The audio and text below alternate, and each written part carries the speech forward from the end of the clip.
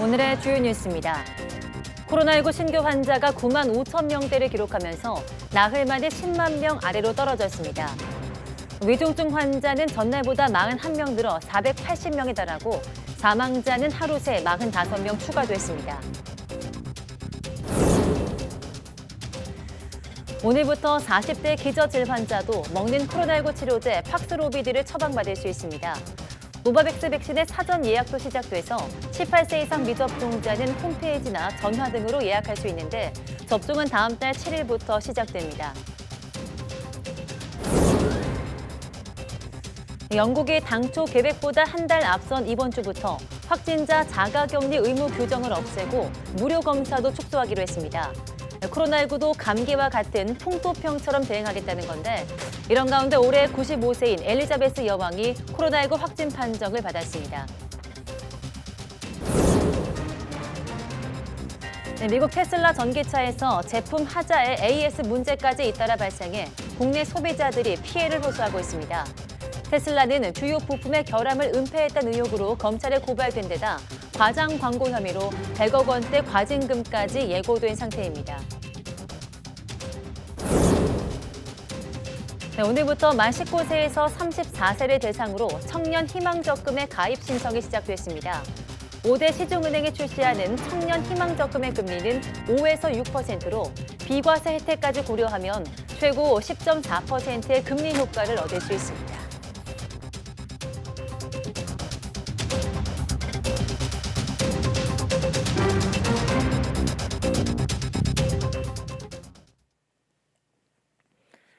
네, 여러분 안녕하십니까? 2월 21일 사이언스 투데이입니다. 코로나19 신규 환자는 나흘 만에 다시 9만 명대를 기록했고 누적 환자는 200만 명을 넘었습니다. 오늘 0시 기준 확진자는 전날보다 9,467명 줄어든 9만 5,362명으로 집계됐습니다. 지역 발생은 9만 5,218명으로 수도권 비중이 56.8%, 비수도권은 43.2%입니다. 10만 명 안팎 확산세가 계속되면서 피해 규모도 커지고 있습니다. 위중증 환자는 하루 새 41명이나 늘어서 현재 408명입니다. 숨진 환자도 45명 추가돼 누적 사망자는 7,450명으로 확인됐습니다. 네, 오미크론 변이 대유행으로 재택치료받는 환자는 47만 명에 다가섰습니다. 오늘 0시 기준 재택치료 대상자는 46만 9,384명으로 하루 사이 18,891명 늘었습니다. 전체 확진자 수가 폭증하면서 병상 가동률도 꾸준히 증가해 30%대 중반으로 올라섰습니다. 어제 오후 5시 기준 전국의 중환자 병상 가동률은 35.4%로 전날보다 2.9%포인트 올랐습니다. 수도권 중환자 전담 병상 가동률은 전날보다 3.2%포인트 높은 33.6%로 집계됐습니다. 18세 이상 성인 미접종자를 대상으로 한 노바백스 백신 접종 사전 예약이 오늘 시작됐습니다. 노바백스 백신 사전 예약은 홈페이지나 전화 등을 통해 가능하고 접종일은 다음 달 7일부터 선택할 수 있습니다. 2차 접종일은 1차 접종일에서 3주 뒤로 자동 예약됩니다. 노바백스 백신을 활용해서 교차 접종과 3차 접종도 받을 수 있습니다. 네, 오늘부터 40대 기저질 환자도 화이자의 먹는 코로나19 치료제 팍스로비드를 처방받을 수 있습니다.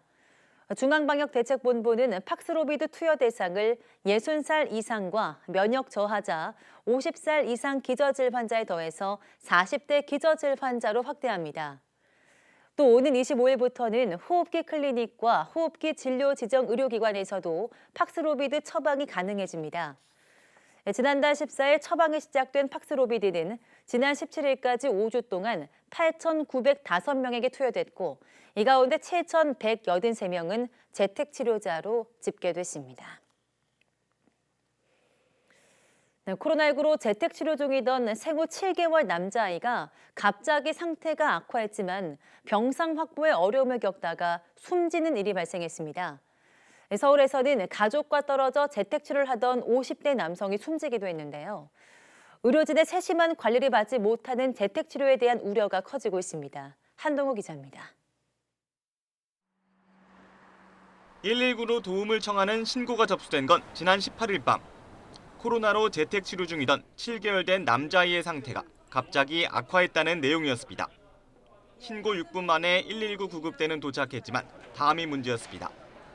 병상 확보를 위해 10여 곳의 병원에 연락했지만 남자아이가 사는 수원에선 이송이 어렵다는 답신을 받았습니다.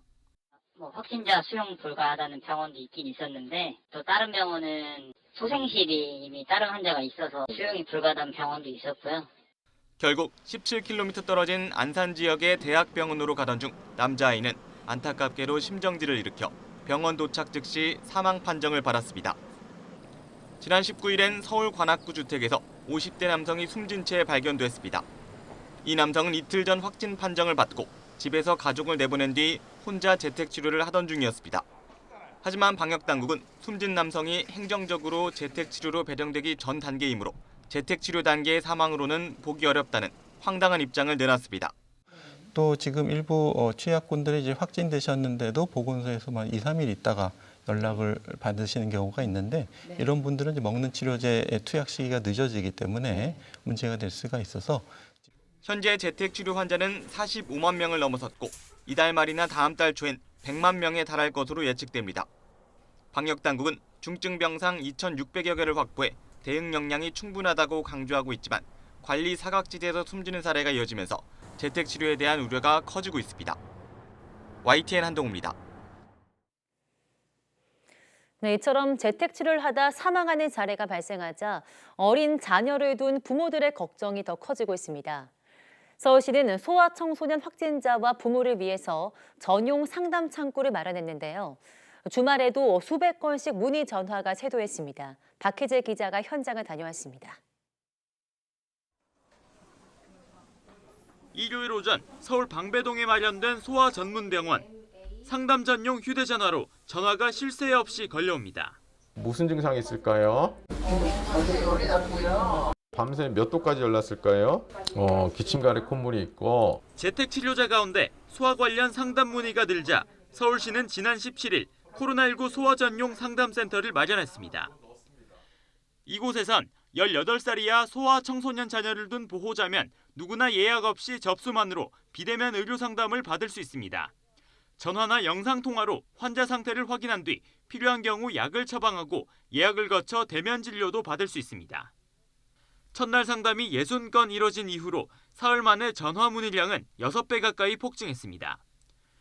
하루 의료 상담이 수백 건에 이르지만 담당 의료 인력은 1명뿐입니다. 쉬지 않고 전화를 받아도 2분에 1건씩 상담해야 하는 수준입니다. 주말 첫날에만 의료 상담 350건이 접수됐는데 이 가운데 200건만 진료가 이루어졌습니다. 단순 약 처방이 너무 많이 몰리다 보니까 본질적인 제 기능을 하기가 조금 아쉬운 면이 있어요. 그래서 현재로는 재택치료 상담센터는 그냥 단순하게 약 처방하는 기능 외에 좀 해결 안 되는 부분을 해결해 주는 게 좋지 않을까. 어린 자녀를 둔 부모들은 소아상담센터를 더 늘려달라고 호소합니다. 어린이들은 본인의 증상을 명확히 말하지 못하는 경우가 많은 만큼 더 꼼꼼히 확인하는 과정이 필요하기 때문입니다.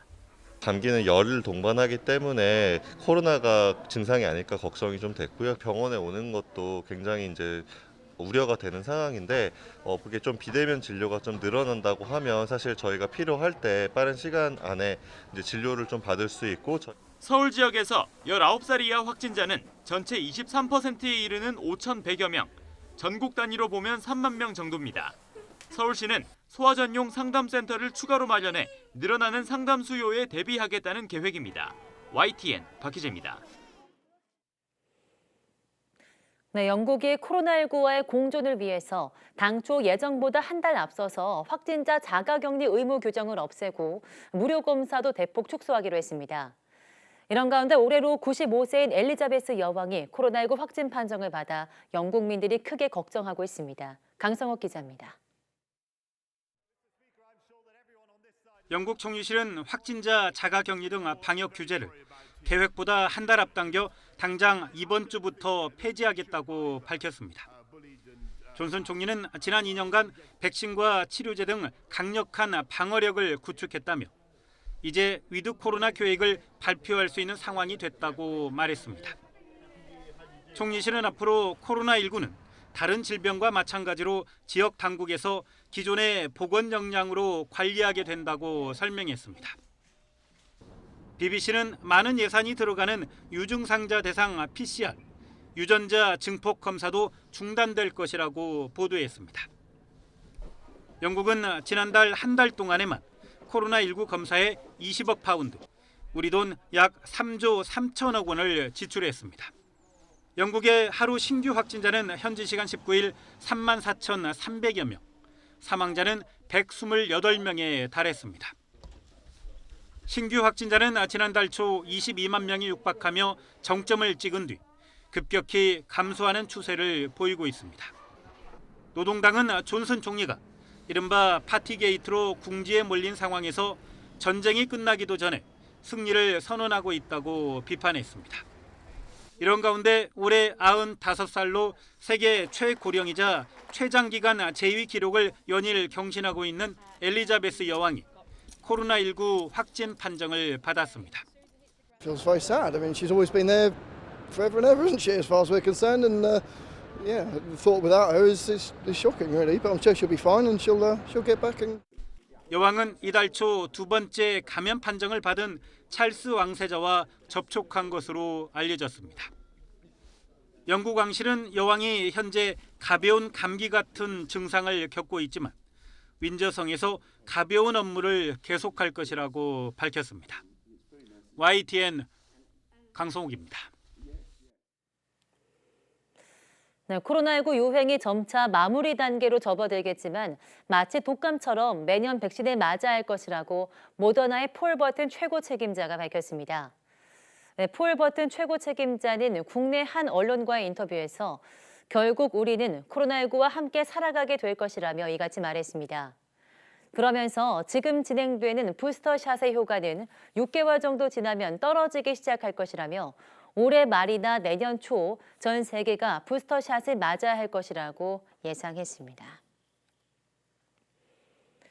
코로나19 사태에 맞서서 미국 정부의 컨트롤타워 역할을 하는 질병통제예방센터 CDC가 정보를 통제한다는 비판을 받고 있습니다. 뉴욕타임스는 현지 시간 20일 CDC가 코로나19 사태 이후 소집한 방대한 자료 중 일부를 일반에 공개하지 않고 있다고 보도했습니다. 특히 최근 CDC가 공개한 65세 미만 성인에 대한 추가 접종 효과 데이터를 예로 들면서 핵심 연령대인 18세에서 49세 성인에 대한 자료를 누락했다고 설명했습니다. 이에 따라 미국의 전문가들은 자국에서 집계된 자료가 아닌 이스라엘의 자료에 의지해서 부스터샷 효과를 분석해야 했습니다. 뉴욕타임스는 또 최근 CDC가 홈페이지를 통해서 매일 공개하기로 한 생활 하수 분석 자료도 2년 전 초기 때부터 지역 보건당국이 자료를 제출했다고 너무 늦은 공개라고 비판했습니다. 네, 이스라엘이 다음 달부터 백신 미접종자 등 외국인 관광객의 입국을 전면 허용하기로 했습니다. 이스라엘 정부는 현지 시간 20일 코로나19 관계장관 회의를 열고 이 같은 내용의 방역 완화 지침을 승인했습니다.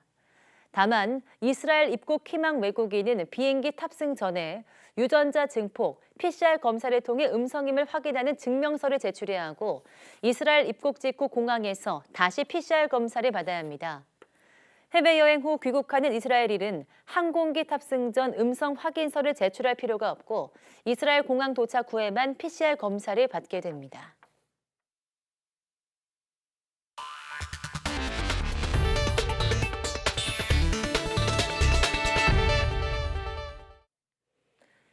전국의 기온이 크게 떨어지면서 이번 겨울 마지막 강추위가 찾아왔습니다. 기상청은 찬 대륙 고기압이 확장하면서 오늘 아침 철원 영하 14.7도, 파주 영하 14도, 서울도 영하 8.1도까지 떨어지면서 한겨울과 비슷한 기온을 보였다고 밝혔습니다. 이번 추위는 수요일 아침 서울 기온이 영하 10도까지 떨어지면서 정점을 이룬 뒤 금요일부터 풀릴 것으로 보입니다. 기상청은 이번 추위가 지나면 기온이 크게 오르면서 초봄 날씨가 시작될 것으로 전망했습니다. 네, 우리나라의 첫 달 궤도선이 완성된 모습이 공개됐습니다. 4월까지 혹독한 우주 환경에서의 검증 과정을 거친 뒤 오는 8월 1일 미국에서 달로 향하게 됩니다. 김진도 기자입니다. 완성된 달 궤도선입니다. 탑재체 6개가 실렸는데 전체적으로 직사각형 모양의 양옆에는 태양 전지판이 그리고 위에는 안테나가 달려 있습니다. 세워진 궤도선을 옆으로 뉘어 실제 무게를 측정하는 모습입니다. 이어 달 궤도에서 동력을 보충할 유일한 수단인 태양 전지판이 제대로 펴지는지 테스트합니다. 풍선에 매달린 채 우뚝 솟은 안테나. 지구통제센터와 달 궤도선 사이에 전파를 주고받는 통로인 하이게인 안테나입니다. 태양 전지판과 안테나를 떼어낸 궤도선이 거대한 구조물 안으로 들어갑니다. 영상 123도와 영하 183도를 오르내리는 우주 공간의 극한 온도와 진공 상태, 그리고 발사 순간의 고온 고압 등 극한 환경을 실험하기 위해서입니다. 4월까지 국내에서 세밀한 검증 과정을 거친 달 궤도선은 7월 초 수송기에 실려 미국으로 향합니다.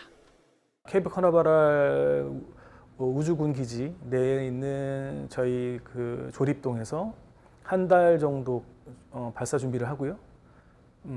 우리나라 시간은 8월 1일 기준으로 현재 목표로 팰콘 9으로 발사할 계획입니다. 달 궤도선은 지구부터 달까지의 거리 38만 킬로미터를 직선으로 날아서 가지 않습니다. 태양과 지구의 중력이 균형을 이루는 시점까지 이동한 뒤 달 궤도로 진입합니다. 이 때문에 4개월 보름이 지난 12월 16일에 달 궤도에 안착할 예정입니다. 이어 1년 동안 달 주위를 하루에 12바퀴씩 돌며 달 표면을 관측하고 물을 탐사하는 등 달의 과학적 특성을 분석할 예정입니다. 한국우주탐사의 신기원을 열 달 궤도선의 이름은 국민공모로 정해집니다. 오는 28일이 마감인데 발사체 누리호 공모 때보다 8배 정도 많은 응모가 몰려 어떤 이름이 선택될지 주목됩니다. YTN 김인우입니다. 첨단과 혁신을 내세운 미국의 전기차 테슬라에서 제품과 AS의 문제점이 잇따라 드러나고 있습니다. 주요 부품의 결함을 은폐한 채 차를 팔았다는 의혹과 과장 광고 혐의까지 받으면서 소비자들의 불신이 커지고 있습니다. 보도에 박홍구 기자입니다. 테슬라 모델 3의 천장과 연결된 뒷유리에 금이 가서 테이프가 붙어 있습니다. 지난해 11월 테슬라 정비센터에 들어갔다 정비사가 실수로 유리를 깨뜨렸는데 균열은 갈수록 커지고 있습니다. 센터 측은 본사 지침을 따라야 한다며 무료 교체만 가능할 뿐 다른 어떤 보장도 해줄 수 없다는 입장입니다. 1억 가까이 주고 산 차는 저는 새 차를 샀다라는 느낌이 안 들 수밖에 없죠. 그리고 차를 수리를 하러 공장을 들어갔다나 들락날락했던 그 시간은 정말 어마어마한 피해예요. 소유주는 지난해 5월엔 정비센터에 수리를 맡겼다가 뒷범퍼가 파손돼 교체했는데 재생 범퍼를 사용한 흔적이 발견됐다고 주장했습니다. 제가 이런 일이 작년 4월 달에 새 차를 구입을 하고 난 다음에 한 달도 채 되지 않아서 이런 일들이 계속 생겼었어요. 한 달도 되지 않아서 차 문이 안 열리고 카드키가 인식이 안 되고 그로 인해서 수리를 AS를 해준다고 해서 들어갔더니 뒷범퍼를 부셔먹고. 앞서 테슬라는 전원이 차단되면 차문 손잡이가 작동하지 않는다는 결함을 은폐한 채 차량을 판매한 혐의 등으로 검찰에 고발됐습니다. 지난 2020년 12월에는 서울 용산구에서 테슬라 모델 X에서 불이 나 차 문을 열지 못해 조수석에 타고 있던 차주가 숨지는 사건이 발생하기도 했습니다. 소비자 단체는 국내에서 판매된 테슬라 차량 32,900여 대 가운데 1,870대, 5.7%에서 다양한 유형의 도어 핸들 결함이 신고됐다고 밝혔습니다. 이 도어가 지금 단차 부분이라든가 결함이라든가 그런 부분들에서 이런 문제점이 계속 노정된다라고 한다라는 거는 운전자라든가 그 안에 타고 있는 동승자들의 어떤 그 안전에 상당한 위협이 될 수 있다라는 거죠. 테슬라는 배터리 성능을 과장 광고한 혐의로 공정거래위원회에 신고돼 100억 원대 이상의 과징금이 예고돼 있습니다. 기온이 영하로 내려가면 배터리 성능이 떨어져 주행거리가 감소하는데 이를 소비자에게 알리지 않은 것입니다. 국내 수입 전기차 시장을 석권하며 혁신의 아이콘으로 여겨져 온 테슬라. 하지만 실제 사용자들은 품질과 서비스의 문제점과 고객을 무시하는 오만한 태도에 불만을 터뜨리고 있습니다. YTN 박홍구입니다. 네, 이사나 청소, 또 가전 설치부터 개인 강습까지 소비자와 각 분야 전문가를 연결해주는 재능거래 온라인 플랫폼이 인기를 얻고 있는데요. 플랫폼 업체는 중개만 하고 거래는 개인 간에 이루어지다 보니까 전문가가 계약금만 받고 잠적해버리는 이른바 먹튀 피해가 이어지고 있습니다. 윤혜리 기자입니다. 서울에서 헬스장 개업을 준비하던 안재민 씨는 지난 연말 전문가 중개 앱을 통해 인테리어 업자 선모 씨와 계약을 맺었습니다. 하지만 기대와 달리 공사는 시작부터 삐걱대기만 할 뿐 좀처럼 진전되지 않았습니다. 5일 날부터 공사가 시작돼야 되는데 9일까지 이제 공사가 멈춘 상태였고 인부들이 뭐 일이 생겼다, 스케줄이 안 맞는다 그런 식으로 계속 이제 작업 시작을 차일피일 미루는 거예요. 급기야 선 씨는 계약 기간에 이틀 남기고 자취를 감춰버렸습니다. 이 상태로 지금 멈춰 있습니다. 공사는 10분의 1 정도만 진행됐고 안 씨는 계약금 1,300만 원을 고스란히 날렸습니다. 이렇게 선 씨에게 피해를 본 사람만 최소 5명, 손해를 본 계약금은 8천만 원에 달합니다. 이들이 선 씨를 만난 건 한 온라인 중개 앱을 통해서입니다. 이용자들이 원하는 서비스에 전문가들이 직접 견적을 내고 연결되도록 해주는 건데 최근 가입자가 500만 명을 넘길 정도로 인기를 끌고 있습니다. 하지만 이사와 청소 등 선결제나 예약금이 필요한 서비스의 경우 일부 업자들이 돈만 받고 잠적하는 피해 사례가 이어지고 있습니다. 최근 이사를 준비하던 A씨도 지난달 말 청소업체 대표 송모 씨에게 예약금 10만 원을 보낸 이후 연락이 끊겼고 10여 명이 같은 피해를 봤습니다. 검증을 통해서 올라왔다고 당연히 믿고 이용했거든요. 업체들 검증이 전혀 이루어지지 않는 게 아쉬워요. 중개 플랫폼 업체 측은 잠적한 전문가들의 계정 이용을 정지하는 것 외엔 취할 수 있는 조치가 없다는 입장입니다. 피해를 본 이용자들에 대해서도 자사결제 시스템으로 거래한 경우가 아니면 구제할 수 없다며 사실상 책임을 회피했습니다. 실제로 온라인 플랫폼 업체들은 통신 판매 중개업자로 분류돼 개인 간 거래 불이행에 대해 법적 책임을 질 의무는 없습니다. 비슷한 사기 행각이 반복되더라도 피해는 고스란히 개인이 떠안게 되는 겁니다. 이렇다 보니 전문가 중개 온라인 플랫폼에서 사기를 당했다며 피해 구제를 신청한 소비자들은 매년 늘고 있습니다. 어플리케이션에서 제공하는 안전한 형태로 대금을 지급하기 전까지 보류하는 시스템을 좀 이용하시는 것도 좋은 방법일 것 같고요. 온라인 플랫폼 시장이 갈수록 커지는 상황에서 전문가들의 사기 행각으로부터 이용자들을 보호할 수 있는 최소한 안전장치가 필요해 보입니다. YTN 윤혜리입니다. 네, 최고 연 10% 안팎의 금리 효과를 내는 청년 희망적금이 오늘 출시됐습니다.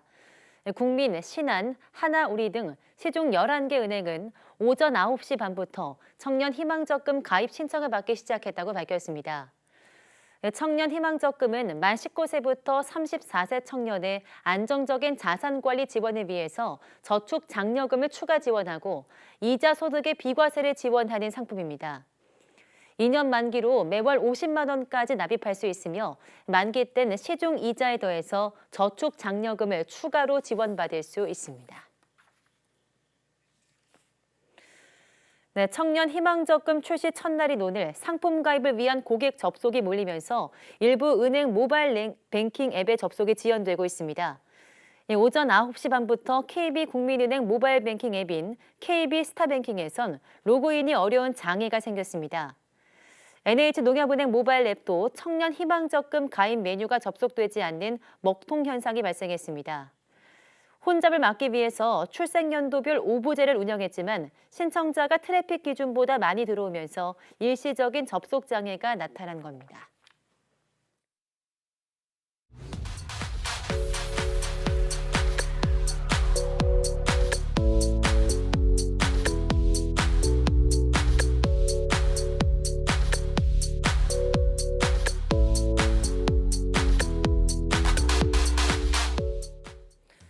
네, 바람만 스쳐도 아프다. 또 겪어보지 않은 사람은 모른다. 바로 수포와 함께 극심한 통증을 동반하는 대상포진에 대한 말들입니다. 네, 대상포진은 고령의 면역력이 저하된 틈을 타 찾아올 수 있는데요. 오늘 오후 사이언스투데이 내문 보고서에서는 통증의 왕이라고 불리는 대상포진에 대해서 이야기 나눠보겠습니다. 뉴스 마칩니다. 함께해 주신 여러분 고맙습니다.